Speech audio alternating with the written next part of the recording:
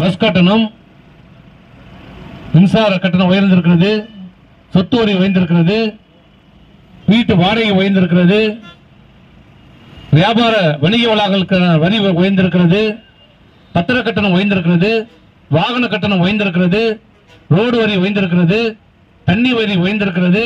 இப்படி அனைத்து வரிகளும் உயர்த்திருக்கிற அரசு, அனைத்து விலைவாசியும் உயர்ந்திருக்கிற அரசு மக்களுக்கு உடைய வருவாயை கூட்டியிருக்கிறது என்றால் இல்லை. அன்றைக்கு எடப்பாடியார் ஆட்சியில் என்ன சம்பளம் பெற்றார்களோ அதே சம்பளம் தான் இன்றைக்கும். ஆனால் விலைவாசி 3 மடங்கு 4 மடங்கு உயர்ந்திருக்கிறது. அன்னைக்கு என்ன கூலி பெற்றார்களோ அதே கூலி தான் இன்னைக்கு. இன்றைக்கு கொடுத்த வாக்குறுதிகளை பற்றி துளியும் கவலை இல்லாமல் பொய் சொல்லிக் கொண்டிருக்கின்ற, பொய்யே முழுவதும் சொல்லி வைத்துக் கொண்டு ஆட்சி நடத்தி கொண்டிருக்கின்ற மோடியும் ஸ்டாலினும் இன்னும் எத்தனை காலத்துக்கு இந்த மக்களை ஏமாற்றலாம் என்று நினைத்துக் கொண்டிருக்கின்ற இவர்களுக்கு தக்க பாடம் புகட்ட வேண்டும் என்றால் இந்த நாடாளுமன்ற தேர்தலிலே இந்த 2 அரசுக்கும் பாடம் புகின்ற வகையிலே நீங்கள் வாக்களிக்க வேண்டிய சின்னம் இரட்டை இலை, இரட்டை இலை, இரட்டை இலை. உங்களுடைய வேட்பாளர், அனைத்து அண்ணா திராவிட முன்னேற்ற கழகத்தின் வேட்பாளர், 7 முதலமைச்சராக இருந்த எடப்பாடியுடைய வேட்பாளர், 4.5 ஆண்டு காலம் சிறப்பான ஆட்சியை கொடுத்த வேட்பாளர், கொரோனா காலத்திலும் விலைவாசி உயர்வை ஏறாமல் பார்த்துக் கொண்ட அரசு அம்மாவுடைய அரசு, எடப்பாடியார் அரசு. ஆனால் இன்றைக்கு என்ன நிலைமை என்பதை தயவு செய்து சிந்தித்து நீங்கள் வாக்களிக்க வேண்டும். உங்களுக்காக உங்களோடு இருந்து பாடுபடக்கூடியவர்களுக்கு வாக்களியுங்கள். 5 ஆண்டு காலத்துக்கு முன்பு நீங்கள் வாக்களித்தீர்கள். இந்த 5 ஆண்டு காலத்திலே இந்த நாட்டு மக்கள் கஷ்டப்படுகின்ற நேரத்திலே வந்தார்களா என்று சிந்தித்து பார்க்க வேண்டும். 2 ஆண்டு காலம் கொரோனா வந்தாரா, உங்களை பார்த்தாரா, ஆறுதல் சொன்னாரா என்பதை தயவு செய்து சிந்தித்து பார்க்க வேண்டும்.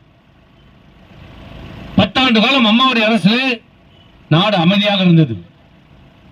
இன்றைக்கு நிலைமை என்ன? 3 ஆண்டு காலம் ஸ்டாலினுடைய அரசிலே அவர் செய்திருக்கின்ற ஒரே சாதனை கஞ்சா விற்பனை. கஞ்சா விற்பனை இந்தியாவிலே முதன்மை மாநிலமாக கொண்டு வந்திருக்கிறார். இதுதான் இந்த அரசனுடைய சாதனை, ஸ்டாலின் அரசனுடைய சாதனை. அந்த கஞ்சா எங்கிருந்து வருது? போதை மாத்திரம் குஜராத்தில் இருந்து தான் வந்து கொண்டிருக்கிறது. இப்படி இன்றைக்கு இந்த நாட்டு மக்களை சீரழித்துக் கொண்டிருக்கின்ற அரசு, இன்றைக்கு மதத்தின் பெயரால் இந்த நாட்டை சீரழிக்க நினைத்துக் கொண்டிருக்கின்ற ஒரு அரசு, அமைதியாக இருக்கின்ற தமிழகத்தை இன்றைக்கு கலவர பூமியாக மாற்ற நினைத்துக் கொண்டிருக்கின்ற பாரதிய ஜனதா அரசு, இன்றைக்கு பித்தலாட்ட அரசை நடத்தி கொண்டிருக்கிறது. இன்றைக்கு சொல்லுகிறார் அந்த பாரதிய ஜனதாவுடைய இன்று வரைக்கும் தலைவராக இருக்கின்ற, நாளைக்கு இருப்பாரா என்ன என்பது அவருக்கும் தெரியாது.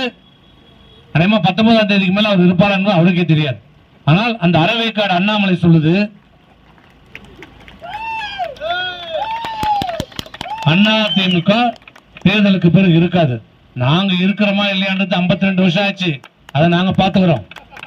முதல்ல நீ பாரதிய ஜனதா கட்சி ஜூன் 4ஆம் தேதிக்கு பிறகு இந்த பாரதிய ஜனதா கட்சி இருக்குதா என்பதை பாத்துக்கோ. ஏன்னா இந்த கட்சியில் இருக்கிறவங்க உண்மையான பாரதிய ஜனதா கட்சி கிடையாது. அந்த பாரதிய ஜனதாவில் இருக்கிறவர்கள் 70% பேர் மாற்று கட்சியிலிருந்து வந்தவர்கள் தான் பாரதிய ஜனதா கட்சி. அந்த கட்சி அழிந்தது என்றால் சீட்டு கட்டு போல் கலைந்துவிடும். முதல்ல மோடி பிரதமரா இருக்கிறாரான்னு பாரு, அதுக்கப்புறம் பாரதிய ஜனதா இருக்கிறாரான்னு பாரு. ஆனா அவங்களுக்கே தெரிஞ்சு ஒரு நமக்கு தெரியும், ஒருத்தனுக்கு இறுதி காலம் வருதுன்னா அவனுக்கு தெரியும், உள் மனசு சொல்லும். நமக்கு நேரம் நெருங்கி போச்சு, நான் உள் மனசு சொல்லுவோம், எல்லாருமே சொல்லுவாங்க. அவருக்கு தெரிஞ்சு போச்சு, அதான் அவர் அது மாதிரி எழுதி வச்சுட்டாரு, நல்லா சொன்னாரு. அது மாதிரிதான் பாரதிய ஜனதா கட்சிக்கு அவருடைய இறுதி காலம் தெரிஞ்சு போச்சு. அதனால்தான் இந்த ரோட் ஷோ நடத்துறாங்க. அது ரோட் ஷோவா? ஜனதாவோட இறுதி யாத்திரை. அந்த வண்டி அலங்காரம் பாத்தீங்களா? இந்த பாரதிய மோடி வந்த அலங்கார வண்டியை பாத்தீங்களா? அமித்ஷா வந்த வண்டியை பாத்தீங்களா? நம்ம ஊர்ல டெட் பாடி எடுத்து போவாங்களே, நல்லா கூந்து பாருங்க, நல்லா பாருங்க. அந்த வண்டி ஃபுல்லா பூ அலங்காரம். நம்ம ஊர்ல இறுதி யாத்திரைக்கு வண்டிக்கு அலங்காரம் பண்ணி கொண்டு போவாங்கள, அதே மாதிரி இருக்குது. அவங்களுக்கு தெரிஞ்சு போச்சு இது இது நம்முடைய இறுதி யாத்திரை.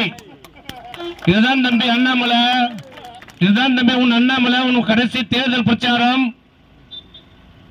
ஆகவே நீ எங்களுக்கு பாடம் எடுக்காத. இது அனைத்து இந்திய அண்ணா திராவிட முன்னேற்ற கழகம் எம்ஜிஆரால் தொடங்கப்பட்ட இயக்கம், அம்மாவால் கட்டி காப்பாற்றப்பட்ட இயக்கம், தொண்டர்களால் உருவாக்கப்பட்ட இயக்கம். இங்க எல்லாமே தொண்டர் தான், ஒண்ணு பேரு எல்லாம் தலைவன் கிடையாது. இது தொண்டர்கள் இயக்கம். இந்த தொண்டர் இருக்கிற வரை இந்த அனைத்து இந்திய அண்ணா திராவிட முன்னேற்ற கழகம் நீ இல்ல 10 மோடிக்கு அப்புறம் வந்தாலும் இந்த அனைத்து இந்திய அண்ணா திராவிட முன்னேற்ற ஆட்டவும் அசைக்க முடியாது. உன் ஜம்பளம் எவ்வளவு நாளைக்கு? 4 போலீஸும் கூட துப்பாக்கி வச்சு நிக்கிற வரைக்கும் தான் உன் ஜம்பளம். நாங்க துப்பாக்கி இல்லாமே பேசுவோம். உனக்கு துப்பாக்கி வச்ச போலீஸ் இருந்தா தான் பேசுவோம். மத்தியில் ஆட்சி அதிகாரம் இருந்தா தான் நீ பேசுவ. நாங்கள் ஆட்சியில் இருந்தாலும் பேசுவோம், ஆட்சியில் இல்லை என்றாலும் பேசுவோம். வாய் அடக்கத்தோடு பேசு, நான் அடக்கத்தோடு பேசு. அண்ணாமலை அவர்களே,